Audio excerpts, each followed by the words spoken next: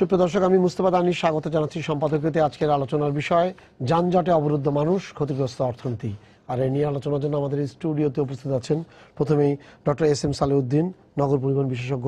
মাঝখানে আছেন মামুন রশিদ, অর্থনীতি বিশ্লেষক, এবং ওই প্রান্তে আছেন ডক্টর মোহাম্মদ শামসুল হক, পরিবহন বিশেষজ্ঞ এবং অধ্যাপক, পুরকৌশল বিভাগ, বুয়েট। তবে আলোচনা শুরুর আগেই চলুন দেখে নিই এখনকার প্রধান সংবাদগুলো। দেশকে স্বাবলম্বী করতে ব্যবসায়ীদের নিয়মিত কর দেওয়ার আহ্বান প্রধানমন্ত্রীর। চট্টগ্রামে দেশের প্রথম ওয়ার্ল্ড ট্রেড সেন্টার উদ্বোধন।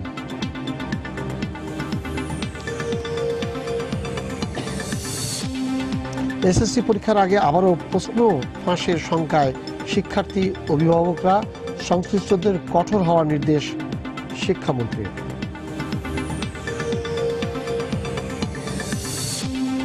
একটি কারখানাও অনিরাপদ থাকলে শুল্ক ও কোটামুক্ত আলোচনা শুরু হবে না, বললেন মার্কিন রাষ্ট্রদূত। পণ্যের আন্তর্জাতিক মান বজায় রাখার আহ্বান। যশোরে বাংলাদেশি বংশোদ্ভূত সুইডিশ নাগরিককে তল্লাশির ঘটনাটি আইন বহির্ভূত, বলছেন খোদ পুলিশ কর্মকর্তারা। মালয়েশিয়া প্রবাসীকে হয়রানির অভিযোগও খতিয়ে দেখা হবে। এবং অমর একুশে গ্রন্থমেলা সব প্রস্তুতি সম্পন্ন। বাংলা একাডেমি সহ আশপাশে সন্ধ্যার পর পর্যাপ্ত আলোর ব্যবস্থা রাখার অনুরোধ ডিএনপির, আশ্বস্ত করলেন মেয়র। ভাই, এই যে ঢাকা, খালি ঢাকা না, চট্টগ্রামেরও সেই অবস্থা, বড় সবগুলোর কিন্তু সব জায়গাতে যানজট এমন একটাই হয়ে গেছে। একদম যদি মাথা ব্যথার কারণ হয় তাহলে তো একরকম, এখন স্ট্যাগ হয়ে যাচ্ছে।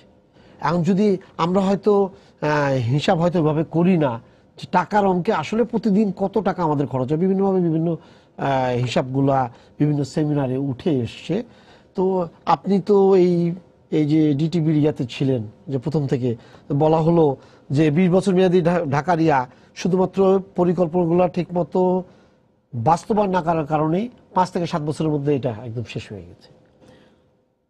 আপনাকে ধন্যবাদ। আসলে যানজট নিয়ে আমরা বহু কথাই বলছি এবং যানজট এখন একটা বাস্তবতা আকার ধারণ করেছে বাংলাদেশের জন্য, এবং আপনার এইটার এফেক্টটা আমাদের জীবনের প্রতিটা ক্ষেত্রেই কিন্তু এখন লাগছে। যানজট, আপনি বিয়ে শাদী বলেন, আপনি সামাজিক অনুষ্ঠানগুলো বলেন, লেখাপড়া বলেন, সব ক্ষেত্রেই কিন্তু যানজটের যে একটা প্রভাব এটা কিন্তু আমাদের লাগছে।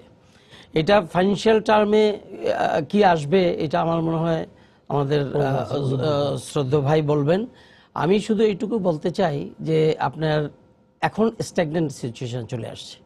এখন আপনাকে যদি এই যানজট থেকে মুক্তি পেতে হয়, কারণ আমরা প্রথম থেকেই যখন থেকে আমরা বলে আসছিলাম যে একটা একটা করেও যদি আমরা এলিমেন্টকে ধরে শেষ করতে পারতাম সময় মতো, তাহলে কিন্তু আজকের এই অবস্থা হতো না। কীরকম?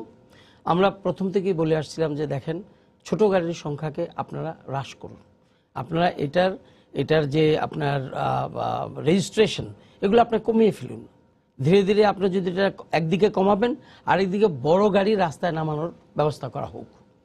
এই কাজটা কিন্তু হচ্ছে না, এটা কিন্তু অ্যাজ ইট ইজই রয়ে গেছে। ছোট গাড়ি প্রতিদিনই আপনার ছোট গাড়ি 300 করে বলে, হ্যাঁ 300 মানে 300+ এভরিডে। অন্যদিকে আপনার রাস্তার দুই পাশে মানুষ হাঁটার, আগে একটু হাঁটতে পারতো, আমরা অনেক বলার পর এখন ওইটা আরো বন্ধ হয়ে গেছে। মানে এখন আর মানুষ হাঁটতেই পারে না রাস্তায়, আপনার ফুটপাথগুলো আপনার দখল হয়ে আছে। তারপর পার্কিং বা অন্যান্য আদার ম্যাটার্সগুলো যেগুলো আছে সবারই জানা আছে, এগুলা বলে খামাখা মানুষকে বিরক্ত করতে চাই না। কিন্তু একটা খুশির খবর হলো যে ইদানিং আমাদের যে 2 মেয়র মহোদয়রা আছেন, ওনারা কিন্তু মাঠে নিজেরা নেমে ওনারা বেশ কিছু আপনার কাজ হাতে নিয়েছেন। আমি মনে করি যে ওনাদের যে প্ল্যান অনুযায়ী যদি এই কাজগুলো আমরা সবাই, irrespective of our political believes, আমরা যদি সবাই ওনাদেরকে সহযোগিতা করে আনি, তাহলে একমাত্র উপায় আছে, আমি আবার বলছি, irrespective of our political believes, আমরা যদি সবাই এগিয়ে আসি, তাহলে আমার মনে হয় যে হয়তো আমরা আশা করি ইনশাল্লাহ এটার ইমপ্রুভমেন্ট আমরা দেখতে পাবো। আমরা সবসময় মনে যেটা হচ্ছে যে আমরা সবসময় দেখা যাচ্ছে যে আমরা যে কষ্টটা করছি বাসে, গাড়িতে বা হাঁটতে পাচ্ছি না, সেটা নিয়ে আমরা হিসাব করছি যে আমরা কিছু করতে পারছি না। কিন্তু আর্থিক প্রেক্ষাপটে, যদি অর্থনীতির প্রেক্ষাপটে, এটা তো একটা ভয়াবহ ব্যাপকতা আছে। এবং বিভিন্নভাবে গবেষণা চলছে, এখন হয়তো পরিষ্কারভাবে নেই। হ্যাঁ, তাতে তাতে আমাদের দৈনিক বা বার্ষিক ইয়াতে শুধুমাত্র যানজটের কারণে আমাদের ক্ষতির পরিমাণটা কিভাবে দাঁড়িয়ে আছে? ধন্যবাদ, ধন্যবাদ। খুবই ভালো লাগছে, দুজন আমি সবাইকে চিনি। আমি ডক্টর শামসুল হককে বলেছিলাম, উনি আমার অত্যন্ত একজন প্রিয় মানুষ, ওনার লেখা আমি অনেক মনোযোগের সাথে পড়ি, এবং উনি তো অনেক দিন যাবত এই পরিবহন পরিকল্পনা এবং পরিকল্পনা বাস্তবায়নের সাথে সম্পৃক্ত ছিলেন, ওনাকেও চিনি, ভালো লাগছে। 1994 সালে তখন তো যানজট অনেক কম ছিল। আমি একটি বিদেশি ব্যাংকের ট্রেজারি হেড ছিলাম, এবং আমি ওই যে গুলশানে ব্রিটিশ আমেরিকান টোবাকো কোম্পানির ফাইন্যান্স ডিরেক্টরের সাথে আমার একটা অ্যাপয়েন্টমেন্ট ছিল, ওনার নাম ছিল অ্যান্ড্রু ইয়াং। তো আমার 10 মিনিট না 15 মিনিট লেট হয়েছিল। তো আমি বলেছিলাম, সরি, আমি Andrew, I got caught at the traffic jam. এবং আমরা ইংরেজিতে যেগুলো বলি terrible traffic jam, grid lock.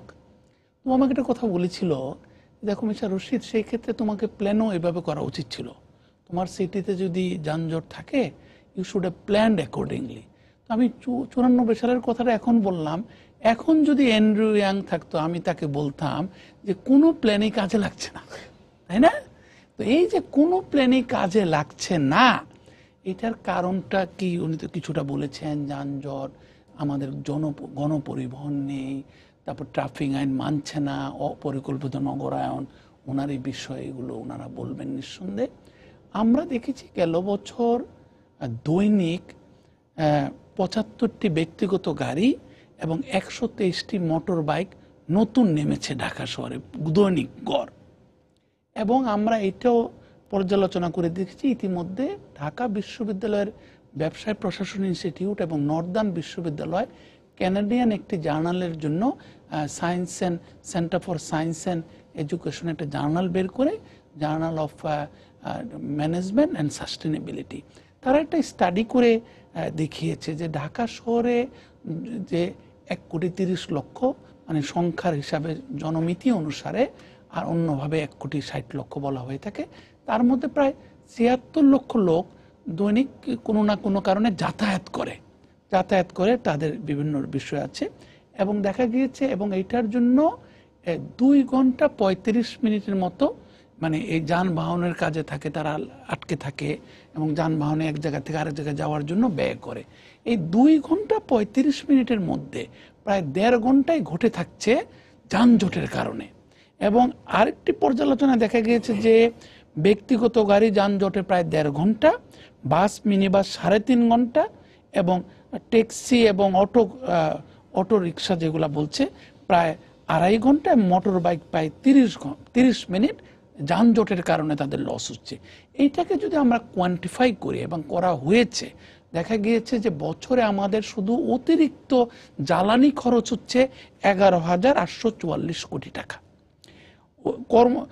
কর্মঘণ্টা নষ্ট হচ্ছে দৈনিক, এতে ফলে দেখা যাচ্ছে ব্যক্তির এই কর্মঘণ্টা নষ্ট হওয়ার ফলে প্রায় 30 টাকা আয় কম হয়। এবং এইটা যদি আমরা আবার যদি ওই প্রায় 1 কোটি লোক যাতায়াত করছে এটা ধরে নেই, যে তাহলে দেখা যাচ্ছে দৈনিক 30 কোটি হিসাবে আমাদের বছরে প্রায় 9,000 কোটি টাকা আমাদের লস হচ্ছে। আগে হয়েছে জ্বালানির জন্য 12,000 কোটি টাকা, এখানে 9,000 কোটি টাকা। তো এটা হলো 21,000 কোটি টাকা। এবং আমরা দেখেছি যে গড়ে ঢাকাবাসী যারা ওই 76 লক্ষের মধ্যে যারা যাতায়াত করছেন, তারা গড়ে প্রায় যানজট মিলিয়ে 76 টাকা খরচ হচ্ছে তাদের দৈনিক, তাদের মানে ব্যক্তি মাথা পিছু। তার মধ্যে যদি যানজট না থাকতো, কিংবা নৈমিত্তিক মানে ভাবে যদি আমরা যান চলাচল করতে পারতাম, তাহলে আমাদের খরচটি নেমে আসতো 43 টাকায়। তারপরে আপনারা দেখেছেন ওই স্টাডিতে দেখিয়েছে শব্দ দূষণ ডাবলেরও বেশি, যেটা ওনারা বলবেন ডেসিবল যেটাকে বলি আমরা। তারপরে দেখা যাচ্ছে যে প্রায় 73% এই যে যাতায়াত করছে মানে ঢাকাবাসী, তারা কোনো না কোনো রোগে ভুগছে। এবং সবচেয়ে বেশি রোগে ভুগছে যেটা হচ্ছে ড্রাইভাররা, তাদের প্রায় 60% উপরে ড্রাইভারদের তাদের মাথা ব্যথা রোগ হচ্ছে, এবং সেই মাথা ব্যথা দীর্ঘকালীন মাথা ব্যথা। এবং এইটারও যদি অপরচুনিটি কস্ট আমরা বিবেচনা করি, চিকিৎসার জন্য কত টাকার প্যারাসিটামল লাগছে, যেটা আমরা অতীতে আমাদের এনভায়রনমেন্টাল ইকোনমিস্টরা গ্রিন অ্যাকাউন্টিং নিয়ে যারা গবেষণা করেছেন, তারা দেখিয়েছেন যে ঢাকার ফার্মগেটে কি পরিমাণ লিড নিঃসরণ হচ্ছে এবং তার ফলে মানুষ কিভাবে অসুস্থ হচ্ছে, এই অসুস্থ মানুষকে সুস্থ করার জন্য কত টাকা ব্যয় হচ্ছে, শুধুমাত্র ওগুলা ধর্তব্যে না নিয়েই সংখ্যাতাত্ত্বিক বিচারে আমরা দেখতে পাচ্ছি প্রায় 21,000 থেকে 25,000 কোটি টাকা আমাদের এই যে গবেষণা করা হয়েছে এটার মাধ্যমে আমরা দেখতে পেয়েছি আমাদের অতিরিক্ত ব্যয় হচ্ছে। ডক্টর শামসুল হক স্যার বলেন এবার, এই যে এত অতিরিক্ত ব্যয় হচ্ছে, প্ল্যানগুলো হচ্ছে, সবকিছু হচ্ছে, বলা হচ্ছে যে আমাদের এখানে 8% ভূমি আছে রাস্তার জন্য, তাহলে এইটা যদি এই অবস্থায় থাকে, যেটা বাড়ানো হয়, উনি বলছে মেট্রো রেল হলে, এইটা হলে, ওইটা হলে, ফোর লেন হলে, এই জিনিসটাতে আপনি কি মনে করেন বাস্তবে আসলে সম্ভব? এই প্রথমে ধন্যবাদ আপনাকে। প্রশ্নটা খুব কঠিন। আমি বেঁচে থাকবো আর একটা হলো টেকসইভাবে বেঁচে থাকবো, সুস্থভাবে বেঁচে থাকবো, দুইটার উত্তর কিন্তু দুই রকম।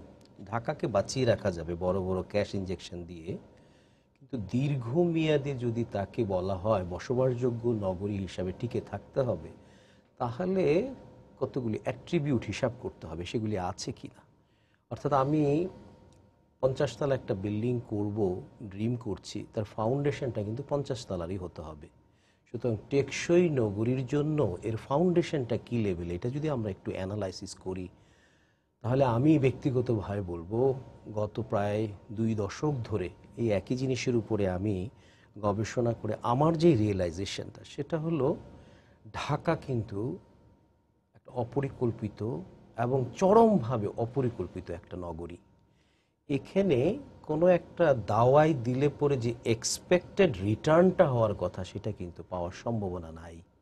কারণ একে তো হচ্ছে হলো গিয়ে অপরিকল্পিত, তার মাঝখানেও আবার যতটুকু সম্ভাবনা ছিল অদূরদর্শিতার জন্য বিভিন্ন সময় আমরা এমন কিছু ইরিভার্সেবল ড্যামেজ করে দিছি, যার ফলে দেখা যায় এখন কিন্তু সমন্বিত কোনো যোগাযোগ ব্যবস্থা কিন্তু তৈরি করার সম্ভাবনা নাই বললেই চলে। তবে হ্যাঁ, রাইট নাও যদি ঢাকাকে আমরা এই সীমিত সড়ক পথ দিয়ে বাঁচাতে চাই, সড়ক পথের ক্যাপাসিটি কিন্তু আর বাড়ানো যাবে না। বিল্ট আপ এরিয়াতে রাস্তা লম্বা করাও যায় না, চওড়াও করা যায় না। তাহলে জিওমেট্রিক ক্যাপাসিটি তার ফিক্স থাকবে। গাড়ি তো মামুন ভাই চমৎকারভাবে বললেন 200টার মতো নেমে যাচ্ছে, তাহলে আপনার যোগান স্ট্যাটিক রয়ে গেল আর চাহিদা বেড়েই যাচ্ছে। শুধু গাড়ি যে বাড়ছে তা না, রাস্তার উপর চাপ দিচ্ছে কিন্তু জনগণ। প্রতিদিন ঢাকায় অ্যাটলিস্ট 2000-এর মতো নতুন জনসংখ্যা এসে হাজির হচ্ছে, তাদের জন্য কিন্তু জায়গা দরকার হচ্ছে, ট্রাভেলের ডিমান্ডটা বেড়ে যাচ্ছে। পাশাপাশি রাস্তার পাশে যে জমিগুলি খালি ছিল, লো ডেন্সিটি ছিল, সেগুলি কিন্তু ডেন্সিফাইড হয়ে যাচ্ছে, তাদেরও কিন্তু গাড়ির ব্যবহার বেড়ে যাচ্ছে। রাস্তার কিন্তু এই অ্যাবাটিং প্রপার্টিগুলিতে ঢুকতে এবং বের হতে তাদের কিন্তু সাইড ফ্রিকশন তৈরি করছে। তার মানে কি, যা ছিল সেটা তো আমাদের রিকোয়ারমেন্টের কাছাকাছি নাই, বরঞ্চ সেইটা ভূমি ব্যবহার, নতুন গাড়ি এবং পথচারী হিসাবে নতুন জনগণ এসে এটাকে কিন্তু আরও চোখ করে দিচ্ছে। তাহলে এই অবস্থায় বিশ্বের অন্যান্য দেশ এইসব জায়গায় প্রত্যেকেই কখনো না কখনো কোনো একটা অবস্থাতে ছিল, তারা গণপরিবহন ভিত্তিক অবকাঠামো, অর্থাৎ যে কলকাতা ছিল স্যার, কলকাতাই ছিল, যদি আপনি থাইল্যান্ডের ব্যাংকক ছিল স্যার, পুরোপুরি যে।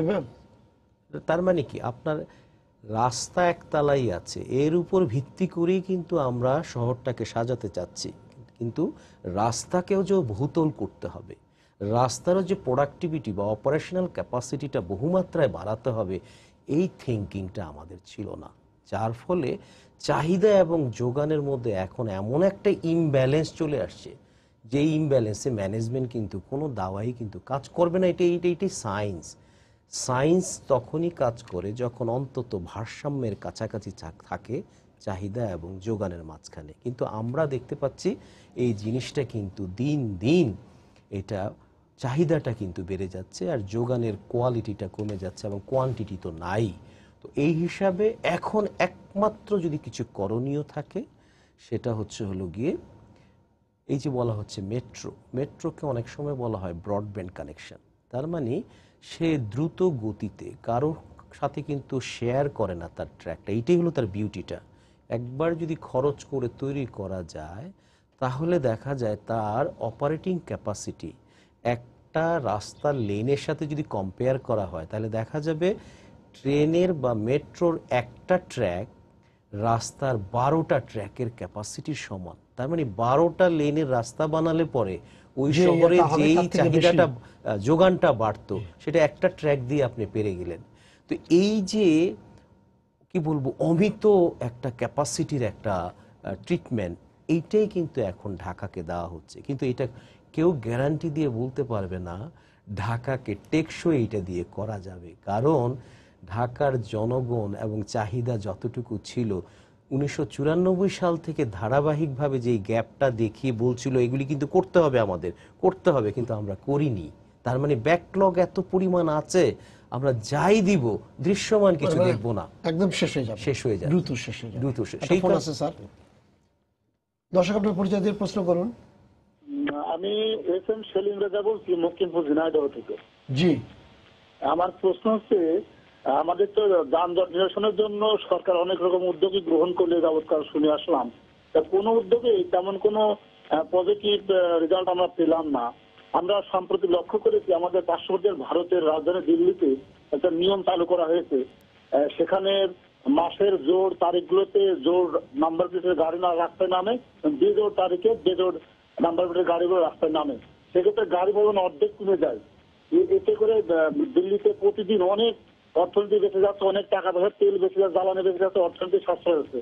তা আমরা আমাদের ঢাকা শহরে এবং বাংলাদেশের অন্যান্য বৃহৎ শহরগুলোতে এরকম কোনো ভালো উদ্যোগ গ্রহণ করতে পারি কিনা, বা আমাদের সিটি মেয়র বা তথা সরকার আমাদের দেশে এরকম গাড়ি এরকম হিসাব করে অর্ধেক নামানোর কোনো ব্যবস্থা করতে পারে কিনা, আপনাদের কি মনে হয়? ঠিক আছে, আচ্ছা, আমি আপনার এই জোর বেজোর, উনি যেটা বলেছেন জোর বেজোর, কিছুদিন আগে জোর বেজোরের আসার আগে আমি একটা কথা পাশাপাশি একটা জিনিসও বলেছেন উনি, গণপরিবহনে আমাদের একটা মেট্রো আর গণপরিবহন ছাড়া আমাদের কোনো নিঃশ্বাস নেওয়ার বিকল্প। জি, এটা আমি প্রথমেই বলেছি, গণপরিবহন এটা দরকার আছে, কিন্তু আমরা একটা জিনিস ভুল করছি বোধ হয়, সেটা হলো যে আমরা মনে করছি যে মেট্রো রেল হয়ে গেলে আমাদের সমস্যা অনেকটা সমাধান হয়ে যাবে, বা বিআরটি হয়ে গেলে সমাধান হবে। আপনি যখন মেট্রো রেল, আমি 2009-এ আমরা শুরু করি, তখন লোক সংখ্যা ছিল 12 মিলিয়ন ঢাকার, এখন সেইটা 16 মিলিয়নে চলে গেছে, লোক বেড়ে গেছে। আপনার ওই এক মেট্রো কিন্তু এখনো চেহারাই দেখিনি আমরা। আমাদের যে এই যে আপনার এই যে লং টাইম না, ব্যাকলগ করতে করতে এমন অবস্থা হয়েছে যে এই মেট্রো হওয়ার পর আপনি দেখবেন যে এর যাত্রী সংখ্যা এটাও কুলাতে পারবে না। সুতরাং আমরা আমাদের মাস ট্রানজিট যত তাড়াতাড়ি সম্ভব মাস ট্রানজিটের দিকে আপনার সময় ব্যয় না করে আমাদের আগাতে হবে। আর যেটা আপনারা বললেন যে এই যে রাস্তা জায়গা নিয়ে, এখন ঢাকা শহরের জায়গা নিয়ে, এটা তো সত্য কথা। আমরা ফ্লাইওভার নিয়ে কথা বললে অনেকেই বলে যে ফ্লাইওভার বড় লোকদের জন্য, কিন্তু এটা কিন্তু আমরা স্পেস বাড়ানোর কথা বলছি। এখন আপনার ঝিলমিল হচ্ছে, পূর্বাচল হচ্ছে, আমি বারবার বলতে চাই যে এই যে স্যাটেলাইট সিটিগুলো হচ্ছে ঢাকা ঘিরে, সেখানে যাতে আপনার এই যে 30% রাস্তার জন্য জায়গা রাখতে হবে, এইটা যাতে কোনো ক্রমেই যাতে আপনার কর্তৃপক্ষ এটাকে মিস না করে। এটা মিস করলে কিন্তু পরবর্তীতে সেম প্রবলেম ওই অঞ্চলগুলোতে আরও বেশি হবে। জোর বেজোরের গাড়ি যেগুলো যে কথা বলা হচ্ছে, এটা কিন্তু ইন্ডিয়া আপনার হঠাৎ করে শুরু করেনি। এটার জন্য যে প্রিপারেশনটা দরকার সেটি হলো মাস ট্রানজিটটাকে নিশ্চিত করতে হয়। কারণ আপনি যদি জোর গাড়ি চালান, সেদিন কিন্তু বেজোর গাড়িগুলো সব অফ হয়ে যাবে, অর্থাৎ 50% গাড়ি অফ রোডেড হয়ে যাবে। এই 50%কে ক্যারি করার জন্য যেই পরিস্থিতি দরকার, সেইটা কিন্তু আমাদের এখনো হয়নি। সুতরাং আমরা যদি কালকা শুরু করে দিই যে জোর বেজোর গাড়ি করব, আমরা উইল নট সাকসিড। এটা হলো জোর বেজোরের বিষয়টা। এরপর যদি আমি আপনাদের আবার বলতে চাই যে গ্রাউন্ড লেভেলে আমরা সবসময় আমরা যে কোনো পরিকল্পনা নিই 5 বছর, 10 বছর, 20 বছরের পরিকল্পনা নিই, কিন্তু গ্রাউন্ড লেভেলে যে কাজগুলো করা দরকার সেই কাজগুলো কিন্তু আমরা কেউ হাত দিচ্ছি না। যেমন আমরা এখন একটা কাজ করছি উত্তর সিটি কর্পোরেশন মাননীয় মেয়র মহোদয়ের নেতৃত্বে, এটা আমি এর সাথে সম্পৃক্ত। যেমন আমরা আপনার 7 রাস্তা মোড় থেকে গাজীপুর পর্যন্ত আমরা এখানে ইউলুপ করছি অন দ্য গ্রাউন্ড। হ্যাঁ, আমরা মানে 22টা ব্যাক টু ব্যাক, মানে 44টা হবে। তো এগুলা করার পিছনে কারণটা হলো যে আপনার এই যে যেখানে সেখানে রাইট টার্ন করা, যেখানে সেখানে আপনার ক্রসিং দেওয়া, এগুলাকে আমরা বন্ধ করে দিচ্ছি।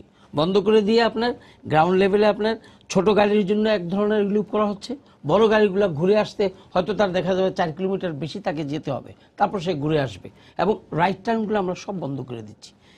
এই যে গ্রাউন্ড লেভেলের কাজগুলো, এই কাজগুলো কিন্তু আমাদের চালিয়ে নিতে হবে। যদি না নেই, কেবল ওই মেট্রো এবং ওই বিআরটি কই হইল কোথায়? আপনার বিআরটি, মেট্রো, রুট ফ্র্যাঞ্চাইজ আমরা তো 2009-এ শুরু করেছি, একটাও তো নাই এখনো। এখন সাদ্দাম, আমাকে একটা জিনিস বলেন, গণপরিবহন নিয়ে আপনারা এত গবেষণা, এত বুদ্ধি, এত জিনিস, এত প্ল্যান সবকিছু দিয়েছেন, সমস্যাটা কোন জায়গায়? কেন গণপরিবহনের গাড়িগুলো আসছে না? কেন ফ্র্যাঞ্চাইজ যে ইয়াটা কেন হচ্ছে না? সমস্যাটা আসলে মূল সমস্যাটা কোথায়? কারা এটার আসলে মানে মূল ভাইরাস কারা? না, এটা মূল সমস্যাটা হলো মানে আমার দৃষ্টিতে আমি যা দেখছি এটার উপর এখন আমি কাজও করছি। আপনার যে গণপরিবহনকে ভাইটালাইজ করার জন্য, রুট ন্যাশনালাইজ করার জন্য। এর কারণ হলো যে আপনার এই যে আমরা আরটিসি বলি বা বিআরটি এর এটা একটা বিরাট কাজ।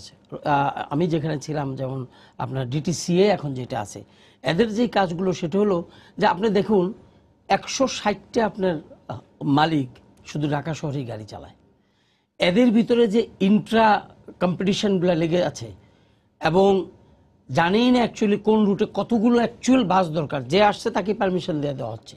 এবং এই ইন্টার কম্পিটিশনগুলোর কারণে আপনার এগুলোকে একটা স্ট্রিম লাইনে আনা যাচ্ছে না, আপনার আমরা অনুষ্ঠান শুরু আগেই বলছি যে 4টা অ্যাকচুয়ালি আমাদের মেন রুট আছে, 4টে। এখন আপনার 4টা হোক 5টা হোক যাই হোক, আপনাকে 4 থেকে 5টা বা 5 থেকে 6টা ম্যাক্সিমাম এই ধরনের আপনার কোম্পানির ভিতরে এই গাড়িগুলোকে নিয়ে আসতে হবে। আপনি যখন একটা ডিসিপ্লিন ভিতরে নিয়ে আসবেন, তখনই আপনি দেখবেন যে এই গণপরিবহনের চিন্তাধারাটা মানুষকে রেজাল্ট দেওয়া শুরু করবে। কিন্তু পারছে না কেন? পারছে না কেন এটা আমি বলবো যে এটা পরিবহনের মালিকরা মানছে না, না আমাদের নীতি যারা না, আমরা যারা নীতি নির্ধারণ করছি, আমরা যারা প্ল্যান করছি, এখানে আমি বলবো এটা আমাদের এবং টোটালি যেই সরকারই আসুক, এটা আমাদের টোটাল ব্যর্থতা যে আমরা এটা পারছি না। এটা একটা সিস্টেমে আনার জন্য যেই কাজটা করা দরকার, যেমন এখন মেয়র আনিসুল হক সাহেব চিন্তা করছেন যে উনি 3000 গাড়ি নিয়ে আসবেন, গাড়ি নিয়ে এসে আপনার গণপরিবহনে স্টার্ট করবেন। কিন্তু আপনি যারা আছে তাদেরকে আপনি কি করবেন, কিভাবে করবেন, and how the revenue is going to be আপনার dispersed among the owners of the companies. এই জিনিসগুলো নিয়ে কাজ করা আরও অনেক আগেই উচিত ছিল। আমরা এখন সেই কাজগুলো আমরা শুরু করেছি।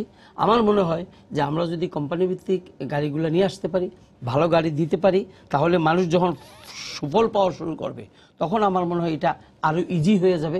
যেটা হয়েছে আপনার বগোটাতে আমি দেখেছি, যেটা কুরিটিবাতে আমি দেখেছি, যে ওদের কিন্তু এইরকমই ছিল অবস্থা, কিন্তু তারা একেবারে স্ট্রিক্টলি তারা এই গণপরিবহনের জন্য এই মেজারগুলো নেওয়ার ফলে দেখা গেছে পরে যে সরকারেরও আপনার ভাবমূর্তি অনেক উপরে উঠে গেছে। তাহলে আমরা যেটা হচ্ছে তারা দাঁড়াচ্ছে নাকি, উনি যেভাবে বলছেন যে নো ফ্র্যাঞ্চাইজি আর নাই আমাদের, দিল্লিতে বলেন, কলকাতা বলেন, সব জায়গায় কিন্তু এটা আছে আমাদের যেটা আছে। উনি বললেন যে জেওর আর বেজোর, আমি বেজোর সংখ্যা নামালাম, 50 লাখ গাড়ি আছে মনে করেন, 5 লাখ গাড়ি আছে বেজোর, জোর দিকে তার মানে বেজোর অর্ধেক গাড়ি আছে। যখন ওটা নামবে না তখন লোকগুলো যাবে কি করে? তাদের যে অ্যাকোমোডেশনের যে ব্যাপারটা আছে সেটাও তো একটা ভেবে দেখা দরকার। তাহলে এই অর্থনীতির কি অবস্থা হবে? হিসাব করে এখন বলছে যে আমাদের যে জিডিপির ইয়াতে, হ্যাঁ, যে 7% বা 6 ধরে আমরা কন্টিনিউ করছি, অর্ধেক আমাদেরকে নামা দিচ্ছে বলে যানজট। না, সেটা অবশ্য বাস্তব কোনো গবেষণা প্রসূত নয়। যিনি বলেছেন এটা নিয়ে লেখালেখি হয়েছে, সেটা আমি সে আলোচনা যেতে চাচ্ছি না। জিডিপি কত % কমছে বাড়ছে, এটা সংখ্যাতত্ত্ব, টাকার যদি হিসাব করেন, সংখ্যানটি কিন্তু একটি বিজ্ঞানের অংশ। আমাকে যে কোনো গবেষণা বিজ্ঞানসম্মত গবেষণা দ্বারা ব্যাক্ট হতে হবে। যে কোনো ডেটা সেগুলো আমার হাতে নেই, আমি প্রশ্ন করতে চাই না। যে জিনিসটি উনি বলেছেন, ভাই আমি গেল সপ্তাহে দিল্লিতে ছিলাম, আমাকে প্রায় দিল্লিতে যেতে হয়, এবং সেটা হচ্ছে প্রথম উত্তরটা তো উনি খুব সুন্দর দিয়েছেন। আমার মনে হয় উত্তরটি ছিল যে পাবলিক ট্রান্সপোর্ট, যেটা ওই যে রিপোর্টটির কথা বললাম, স্টাডির কথা বললাম, তারাও কিন্তু বলেছে 3টি বিষয় বলেছে। প্রথম বিষয় গণপরিবহনের সমস্যা, গণপরিবহনের সংকট, গণপরিবহনের অপর্যাপ্ততা, গণপরিবহনের অনিরাপত্তা, এগুলো। দ্বিতীয় হচ্ছে গণপরিবহনের একটা রাজনীতিকীকরণ। আমরা জানি যে আমরা যখন মাস ট্রানজিটের কথা বলছিলাম, যে বাসগুলা যারা ব্যক্তি মালিকাধীন বিভিন্ন পরিবহন কোম্পানির, তাদের যে একটা নেক্সাস গড়ে উঠেছে বছরের পর বছর মিলে, এটা সময় পেলে আমি নিঃসন্দেহে উনি আরও আমার থেকে ভালো বলতে পারবেন, সেটা আমরা দেখেছি। কিছু সংখ্যক লোক শুধু কন্ট্রোল করে বাসগুলার রুট পারমিটগুলো, এবং সেখানে কোনো অপটিমাম ক্যাপাসিটি মডেলিং, যেটা উনি কিছুটা বলার চেষ্টা করেছেন, কোন জায়গায় আমার বেশি দরকার, কোন জায়গায় আমার কম দরকার, কোন রুটে আমার বেশি গাড়ি দরকার, কোন রুটে আমার কম গাড়ি দরকার, এটার যেহেতু কোনো পরিকল্পনা নেই এবং পরিকল্পনার বাস্তবতা নাই, বাস্তবায়ন নাই, যার ফলে এইটা পুরোপুরি ওই যে বাস মালিকদের তাদের এখতিয়ারের বিষয় হয়ে গেছে, তাদের সুবিধার বিষয় হয়ে গেছে। একটি বিষয়, এটা এক নাম্বার বিষয়। দ্বিতীয় যে বিষয়টি দিল্লিতে যেটা বলা হয়েছে গণপরিবহনের জন্য, তারপরে যে অন্যান্য ট্রান্সপোর্ট এগুলো অ্যাভেলেবল কিনা, তারপরে দিল্লিতে আমরা দেখেছি প্রচুর ফ্লাইওভার করা হয়েছে, প্রচুর বাইপাস তৈরি করা হচ্ছে, যাতে করে রিলিজ পেয়ে যায়। একটা দূরে চলতে চলতে, উনি যেটা ইউরোপের কথা বললেন, চলতে চলতে যে হঠাৎ করে আমি একটা নিতে পারি, বাঁক নিতে পারি, সেই বাঁক নেওয়াটা যাতে ওই চলমান গাড়িকে কোনো ডিস্টার্ব না করতে পারে। কলকাতার কথা আপনি বলেছেন, আমরা বলি নাই এই পর্যন্ত, আপনারই কথার দুটো বলি। আমি কলকাতা, আমাকে প্রায় মাসে 1-2 বার যেতে হয়। আমি কলকাতা আমার সহকর্মীদেরকে জিজ্ঞাসা করেছি, তোমাদের এই যে সমাধান হয়ে গেল, যেমন আগে আমরা ভয় পেতাম, আমাদের যেহেতু সাইবার সিটিতেই কাজ বেশি থাকতো, সল্ট লেকের ওখানে, আমরা কিন্তু গ্র্যান্ড ভালো হোটেল ওখানে থাকা সাহস পেতাম না। এখন কিন্তু গ্র্যান্ডে থাকলো, আমি দেখছি আমি সল্ট লেকে বাইপাস দিয়ে আধা ঘন্টা চলে আসছি, সকালবেলা আরো কমে চলে আসছি। এই যে এখন বলা হচ্ছে কলকাতার এক জায়গা থেকে আরেক জায়গায় 40 মিনিটে নেমে এসেছে এই চলাচলটা। তো আমি তাদেরকে প্রশ্ন করলাম, এটার কারণ কি প্রধান? একটি তো হচ্ছে বাইপাস, ফ্লাইওভার, এগুলা বলেছেন আপনি। ওরা যেটা প্রধান একটা কথা বললো, আমার অধিক সংখ্যক সহকর্মী তারা বললো, না কলকাতার ট্রাফিকদেরকে না সাধারণ গাড়ি চালকরা ভয় পায়, ওরা মেনে চলে, কলকাতার ট্রাফিকরা নাকি খুব ভালো। এবং আমাদের এই যে কানাডিয়ান স্টাডিটা করা হয়েছে, সেই স্টাডিতে বলা হয়েছে কি জানেন, যে ট্রাফিক আইন মানে না কেউ, ট্রাফিক আইনটা যে মানে না, ট্রাফিক পুলিশকে মানছে না, যেটা উনি আবেদন জানিয়েছেন সবাই যাতে মেনে চলে, এই যে আবেদন জানানোতে কাজ হচ্ছে না, এই যে এনফোর্সমেন্ট আরেকটা, এবং উল্টা পথে গাড়ি চালানো। আমি সেদিন অনেকক্ষণ আটকে ছিলাম, একদম এক জায়গায় পৌঁছে গেছি, শুধুমাত্র রাস্তাটা পার হবো, সেইখানে আমি 46 মিনিট আটকে ছিলাম শুধু রাস্তাটা পার হওয়ার জন্য। তো আমাকে আমার ড্রাইভার বলল, সে অনেকদিন যাবত আমার সাথে আছে, he is become kind of my advisor, কি ট্রান্সপোর্ট অ্যাডভাইজার। তাকে আমি বললাম যে এরকম 46 মিনিট আটকে রইলাম, আমার বন্ধুকে আমি বললাম আমি আসছি, 5 মিনিটের মধ্যে তুমি আমাকে দেখতে পাবে। সে বললো কি, স্যার একটা কাজ করেন স্যার, এই 46 মিনিটকে 5 মিনিটে নামিয়ে আনার জন্য গাড়ির মধ্যে স্যার একটা ফ্ল্যাগ লাগিয়ে নেন, যেভাবে হোক। আমি ফ্ল্যাগ লাগালে কি হবে? বলে স্যার উল্টা দিকটা গাড়ি নিয়ে চলে যেতে পারবো আমি। আরেকটা কথা, কিন্তু নিগুড় একটা সত্য, নির্মম নিষ্ঠুর সত্য একটা কথা আমার গাড়ির চালক কিন্তু বললো। তাহলে আপনার ওই স্টাডির সাথে মিলে যাচ্ছে, ওই স্টাডির সাথে মিলে যাচ্ছে যে ট্রাফিক আইন মান্য না করা। আর তৃতীয় যে জিনিসটি বলা হয়েছে, যে আমাদের যে পরিকল্পনা, যেটা উনি শুরুতেই বললেন, যে এত ব্যাকলগ হয়ে গেছে, আমরা জনগুরুত্ব সম্পন্ন কোনো প্রজেক্টের বিতর্ক সৃষ্টি না করে, এক পেশেভাবে বাস্তবায়ন না করে আমরা কোনো প্রকল্প বাস্তবায়ন করতে পারছি না। এখন আমরা এটা আটকে গেছি। আমাদেরকে যখন ডাকা হয়, এখন কিন্তু অনেক বেশি বেড়েছে, মন্ত্রী পরিষদ, বিভিন্ন মন্ত্রণালয়, বিভিন্ন বিভাগগুলো অনেক বেশি আমাদেরকে ডাকছে। পরিকল্পনা মন্ত্রী সমস্ত মেয়রদেরকে নিয়ে আমাদেরকে ডাকলেন, স্মার্ট সিটির পরিকল্পনা কিভাবে বাস্তবায়ন করব। প্রযুক্তি মন্ত্রণালয় ডাকছে, জনপরিবহন মন্ত্রণালয় ডাকছে, আগের থেকে কিন্তু অনেক বেড়েছে। আমি কথা বলছি, হয়তো আপনি আমাকে একটু প্রমোট করছেন, ওনারা আমাকে ডাকবে। ওনারা যখন ওনাদের সমস্যাটা বলে, আলটিমেটলি যে পড়ছে এটা সুশাসনের দিকে। কেউ যে কাউকে মানছে না, কেউ যে কোনো পরিকল্পনা বাস্তবায়ন করতে পারছি না। তারপরে এক পেশে পরিকল্পনা, হঠাৎ করে পরিকল্পনা বাস্তবায়নের 60%, 70% পরে জানতে পারছি এই জায়গায় গার্ডগুলা লাগানো উচিত হয় নাই, এই পরিকল্পনা ভুল, এই জায়গায় যে আর্কিটেকচারাল ডিজাইন করা হয়েছে কিংবা সিভিল ডিজাইন করা হয়েছে, এইটা বাস্তবতার সাথে মিল নেই। এখন আমরা কি করব? আবার জনগণের কাছে আমি জবাবদিহিতা করতে হবে। এই যে উন্নয়নশীল অর্থনীতিগুলোর যে সমস্যাগুলো, যে আমরা সিদ্ধান্ত গ্রহণ করতে পারছি না, সিদ্ধান্ত গ্রহণ করলেও বাস্তবায়ন করতে পারছি না, বাস্তবায়নের ক্ষেত্রে আমাদের আবার প্রকিউরমেন্ট পলিসিগুলো মেনে চলতে হয় আমাদের দাতা গোষ্ঠীর, সেই প্রকিউরমেন্ট প্ল্যানগুলো মানতে গেলে আবার দ্রুতগতি সম্পূর্ণভাবে প্রকল্প বাস্তবায়ন করা যাচ্ছে না। এইগুলো সামগ্রিকভাবে, এবং সেই সাথে ওনার কথাটা সবচেয়ে প্রণিধানযোগ্য, সেটা হচ্ছে যে দিনে দিনে তবু বাড়ি আছে দেনা। এখন আমরা যে ওইটা কিভাবে করব এবং এটা কিভাবে করব, তারপর হচ্ছে যে দাদা গোষ্ঠীকে আনতে গেলে কমার্শিয়ালি ভায়াবল প্রজেক্ট করতে হয়। অনেকগুলো প্রজেক্ট কমার্শিয়ালি ভায়াবল করতে পারছি না আমরা, বিভিন্ন কারণে আমাদেরকে রেট কমিয়ে রাখতে হচ্ছে, সাধারণ জনগণের কথা ভেবে, ভোটারদের কথা ভেবে। সেই ক্ষেত্রে আবার কমার্শিয়াল যারা অর্থ ঢালবে, যারা সিকিউরিটাইজেশনের পিছনে রিসিভেবল ফাইন্যান্সিং এ অর্থ ঢালবে, যেটা আমরা থাইল্যান্ডে দেখেছি, টোলের মাধ্যমে এবং থাইল্যান্ডের ব্রিজটা তারা বিক্রি করে দিচ্ছে ভবিষ্যতের পথে, যেটাকে আমরা অর্থনীতির ভাষায় বলি সিকিউরিটাইজেশন। আমাদের এখানে সিকিউরিটাইজেশন করতে পারছি না, আমরা কোনো জায়গায় টোল আদায়ের ব্যবস্থাকে স্বয়ংক্রিয় করতে পারছি না। তো এই সামগ্রিকভাবে মিলে ওনার কথাগুলো এবং ওনার কথাগুলো মিলে আমরা শেষমেশ কথাগুলো হচ্ছে যে রাজনৈতিক সুশাসন যদি নিশ্চিত না করতে পারি, আমরা যদি পাবলিক ট্রান্সপোর্টকে না বাড়াতে পারি এবং প্রাইভেট ট্রান্সপোর্টকে ঘিরে যে একটা অসুস্থ প্রতিযোগিতা এবং আইন ভাঙ্গার যে একটা প্রতিযোগিতা রয়েছে, সেইটা যদি বন্ধ না করতে পারি কিংবা কমিয়ে আনতে না পারি ওনার ভাষায়, আমাদের কিন্তু সহসা এটা সুরাসা হবে বলে মনে হয় না। স্যার, এই লেফট হ্যান্ড রাইট হ্যান্ড যে উনি যেটা বললেন, এর মধ্যে তো মগবাজার আমরা ফ্লাইওভারের মধ্যে পড়ে গেছি। এটা কি করে এখানে আরেকটা জিনিস আমি জাস্ট একটু অ্যাড করছি আর কি, যে অড এবং ইভেন যেটা কথাটা হচ্ছে, আমরা যে ঢাকা শহরে এখন বসবাস করছি, আমাদের কিন্তু ডিগ্রি অফ মোটরাইজেশন যদি আমরা দেখি, আমরা কিন্তু আসল সমস্যার দিকেই যাই নাই, কিন্তু আমাদের এখন ইকোনমি যেভাবে পিক করছে তার সাথে সামঞ্জস্য রেখে গাড়ি যতটুকু বাড়ার কথা ছিল বাড়েনি, সাপ্রেস ডিমান্ড কিন্তু আছে।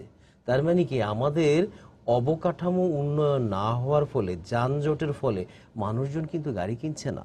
এবং আমরা যদি প্রকৃতপক্ষে অবকাঠামোটা দিতে পারতাম, তাহলে এখন আছে 60টা যান্ত্রিক গান প্রতি 1000 জনে। এটা দিল্লিতে প্রায় 200-র মতন, থাইল্যান্ডে এটা প্রায় 300-র মতন। তার মানে আমরা কত ইনসেপশনে এখন আছি, এটাকে সামাল দিতে পারছি না। এই জিনিসটা আমি কথাটা এই কারণেই বললাম, আমরা অড ইভেন এগুলি হচ্ছে হলো গিয়ে কি বলবো, ড্রাস্টিক টুল, যে আমাকে রোগী বাঁচাতে হবে, অপারেশন করবো উইদাউট অ্যানেস্থেশিয়া, এরকম একটা পেইনফুল ডিসিশন নেওয়া। সেইটা নিচ্ছে কেন?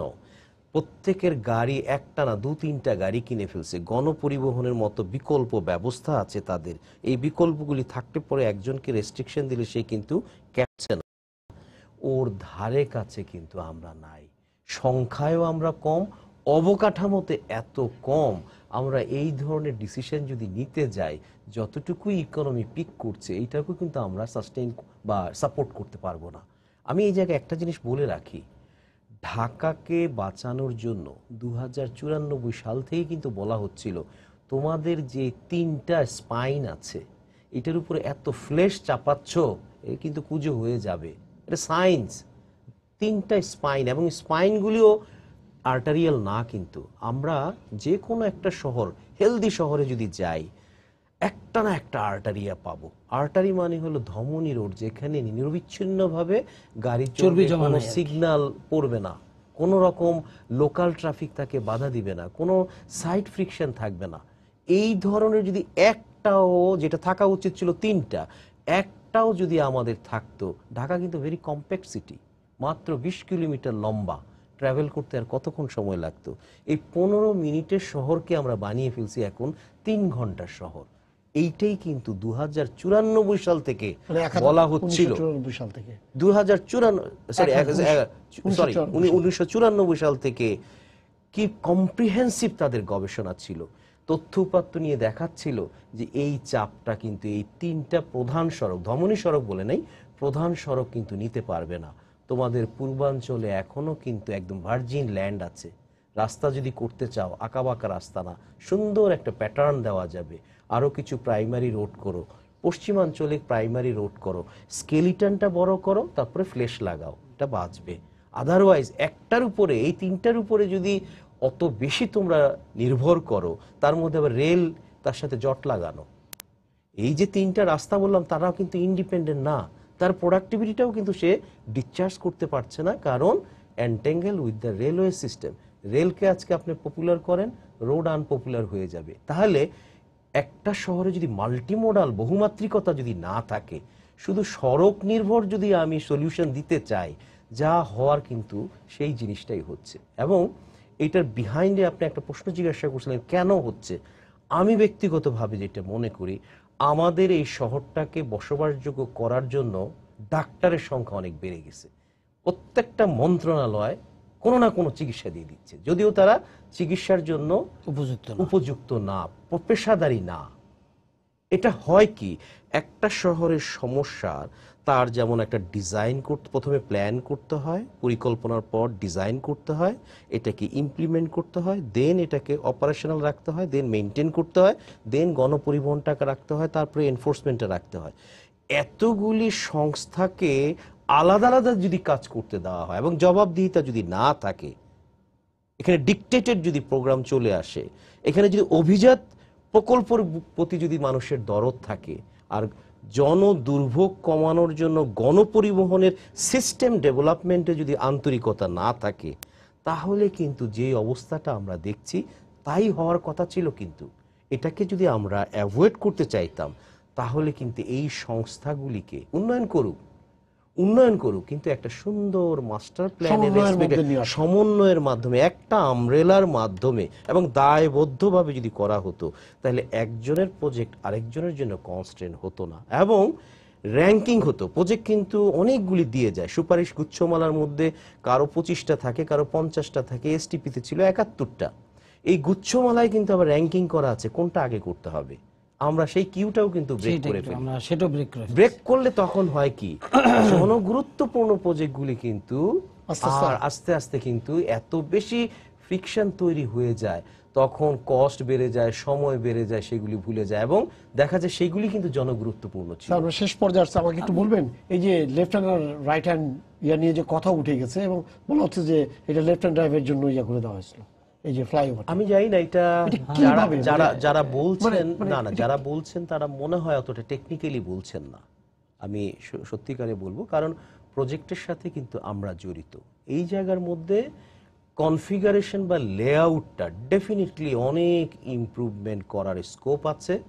এটা যারা করছেন তারা এই আরবান সেটিংয়ে, পার্টিকুলারলি আমাদের মতো দেশে যে কমপ্লেক্স প্রবলেমের দেশে এসে যারা করেছেন, আমরা দেখাতে পারি এটার মধ্যে অনেক ইনহেরেন্ট উইকনেস রয়ে গেছে।